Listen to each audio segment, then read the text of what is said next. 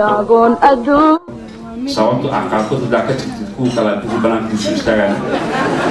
marka guddiga sidoo uu leeyahay way is yaqaanaan haddii aad istaagi kartaan waa jeclaan lahaa inaan idin aragno guddigii aad dadka istustaan isbartaan istaaga bilis guddiga istaaga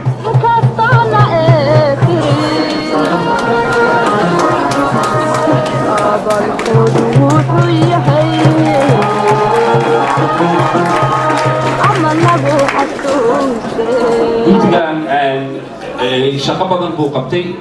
lama soo koobi karo qaarkood waxay ka qayb galeen Washington markuu madaxweynaha yimid ilaa New York la socdeen qaar ka mid ah waxay tageen Ohio ilaa ay hadda markuu Cabdiwaaxid intuu soo gudbana way la joogaan oo shaqada meeshaas ay ka wadaan marka waa guddi howlan oo shaqo fiican qabtay aad iyo aad aan ugu hambalyeynaya sida weyn u qabteen haddaan ka gudbo taas waxaan jeclaan lahaa odayga lagu qoran in uu aan u yeero ugaas maxamed ugaas xaashi ugaas xuseen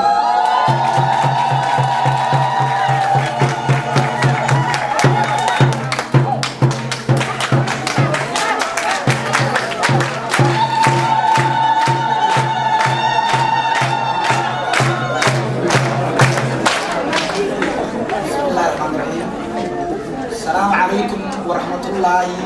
وبركاته dadweynaha reer Toronto oo caawayto halkaan fadhiyo salaan xurmad leh ka sugo waxaa caawa halkaan inooga muuqda dadweynihii magaaladan Toronto iyo agagaarkeeda wixii ka soo qaybgeli karayay waxaa caawa halkaan inooga muuqda xurmad badan iyo sharaf badan oo loo hayo in qaran Soomaaliyeed in la helo inta ka sugo markaan salaanta iyo fadhigiina inta aan ku fasiro waxaan ognahay in caawayto dadweynahan sharafta badan oo odayaashii leh salaadiintii leh gabdhihii haddii ay ku soo ogol yahay waxgaradka ah ee magaalada leh aqoon-yahankii leh saraakiishii iyo aqoon-yahankii bulshada intii ay ka koobnayd iyo dhallinyaradiiba waxaan ogsoonahay inaan caawayta halkaan u fadhino inuu nala joogo caawa sharafna ay u tahay Canada khaasatanna magaaladan Toronto wasiir ku-xigeenkii koobaad Dr. Cabdiwaaxid cilmi cumar ahna wasiirka tamarta iyo shaqada sidoo kale waxaa nala jooga xildhibaan Axmed oo asaguna ka tirsan yani maaragtay baarlamaanka ee qaranka ka tirsan baa nala jooga inta ka sugo waxaan idinku amaanayaa sida sharafta leh oo xurmada leh oo halkaan yani fadhiga quruxda badan leh loo soo abaabulay laguna talagalay in madaxda qaranka lagu soo dhaweeyo ayadoo odayaashii beesha iyo gabdhihii beesha iyo dhallinyaradoodii ay halkaan ay agaasimeen intaa haddii aan ka gudbo jaalle ra'iisul wasaare ku-xigeen waxaa sharaf noo ah oo dowladdiina aan yani maaragtay ku amaanaynaa adiga oo madaxweynihii iyo ra'iisul wasaarihiiba ka wakiil ah kormeerkii lagu marayay North Americana aan qayb u helnay in halkaan adigu adoo ka wakiil ah aad noo soo yani maaragtay wixii message ah oo aad qaranka Soomaaliyeed dadkiisa halkaan dibadda joogo in la isla saamo arigiina la isaga waramo aad halkaan aad noogu soo aaday arrintaas ayada ah waxaan idinkugu haynaa abaalyo iyo hambalyo ayaan idinkugu haynaa inta haddii aan ka gudbo waxaan jeclahay inaan 2 daqiiqo ku istaago dadka kani kuwa ay yihiin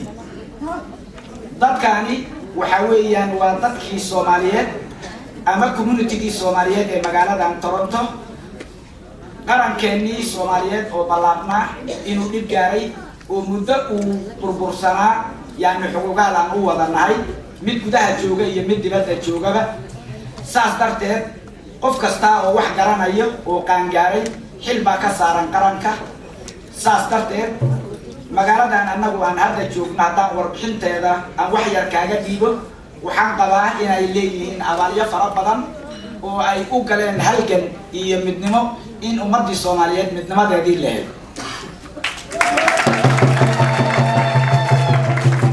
taa ayada markii aan iraahdo waxaan leeyahay qarankii horeeta markii la raadinayay dib badan baa loo soo maray ee sahal laguma helin la iskama helin ee dad baa ka soo shaqeeyay taariikhdu marba meel bay isu soo bedelaysay waxaad ogsoontihiin in SYL in arrintii u dambeysay oo Soomaaliya yani maaragtay dibadda u aastay shuruucdeedii iyo calankan anagu haatan yani maaragtay aanu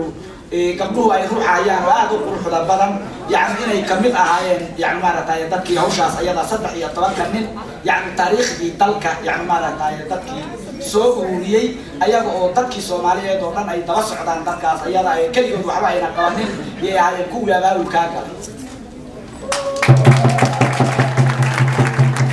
saas darteed 13 kaas ninna waxaa loo yeelay taariikhda loo yeelay ummadda Soomaaliyeed ay taqaano lianna waxa weeye qofkii wax qabta inaan halgankiisii la xaqirin weey taa waxaan uga dan leeyahay dadkaan markaan fasirahayo qarankii Soomaaliyeed markii uu burburay ilaa iyo intii uu burbursanaa waxaa la raadinayay sidii wax loo heli lahaa ummadan qabiil ay qaadi lahayd waxaan ogsoonahay qarankaas asaga mar walba wixii la dhisa ama dawladii la dhiso ama Djibouti ha lagu dhiso ama Ethiopia ha lagu dhiso ama Kenya ha lagu dhisay in dadkii ka qayb galayay ayaan dadkii gudaha joogay in badan ay lahaayeen inaysan yani maaragtay aysan shuruuc aysan lahayn saas darteed halkan waxaa jooga dad aad iyo aad u ballaaran oo aan ku tilmaamayo in magacooda la yiraahdo yani Somalia Canadian Association oo ah dad isu yimid oo Soomaali ah oo aqoonyahan ah oo community ah oo halka kan yani maaragtay saldhigooda u yahay kana kooban odayaasha iyo aqoonyahanka iyo community-ga ka kooban iyo duqowdii oo ayaguna yani magacooda lagu tilmaamay inuu yahay waayeel iyo waxgarad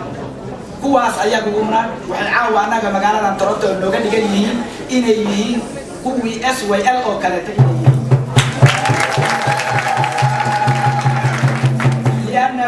waxaan yani maaragtay amaan iyo sharaf aan usoo joodinaynaa intii qaran la dhisay oo halkaan laga dhisay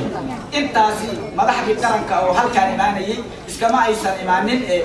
dadkii soo responsanayay oo shuruucdoodii iyo nidaamkoodii soo dhamaystirayay ilaa iyo soo dhaweyntoodana meel kasta oo ay marayaan uga hortagayay bay ahaayeen magaaladan baynan raggaas ayaga ay ka aasaasmeen raggaas ayaga waxaan jecelnahay ra'iisul wasaare ku-xigeen in يعني maaragtay arinta maanta iyo taariikhda lagu xuso ilaa iyo maalinkii dawladii ugu horeeyay la dhisay Cabdul Qaasim iyo wixii ka dambeeyay ilaa intaas oo dhan waxay u taagnaayeen sidii qaranka Soomaaliyeed wixii ka socda oo dibadda uga raadinayo maaragtay gacan uga raadinayo inay gacan ku qabtaan wixii sharci ah oo ka maqan oo baasaboor ah oo dalkii aan yani maaragtay aan laga aqoonsanaynin isu dhoofkiina inay arintaas ayada ay sahlaan oo aqoontooda iyo dadnimadooda iyo adduunka dhexgalkiisa ay ku keeneen waa maanaya in SYL laga dhigan arintaas ayada ana waa soo joodinaya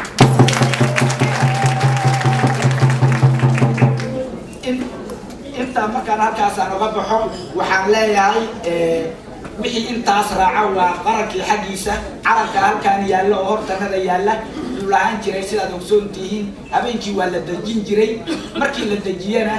turun baa loo qaadi jiray oo ciidan baa dejin jiray inta uu jiifana ciidanku wuxuu lahaa dalku wuxuu lahaa waardiye iyo ammaan buu lahaa rag badan baa daba taagan oo odayaal ah oo intaan oo dhan xiiso u qabta waxaan rabaa inaan uga baxo intaas ayada markii aan leeyahay sidii maalinkii Cabdul Qaasim Salaah Xasan madaxweynihii horeeto aynu u niri war haddii ay yihiin baan gaaraynaa sidii aan horay fagaara aan uga niri oo kaleeto haddana waxaan leenahay waa la il daran yahay loogama haro yani maaragtay wixii sharaf ah waad lahayd inaan qarankiina u istaagno wixii aan qaban karnana aan qabanno arrintaas ayada ana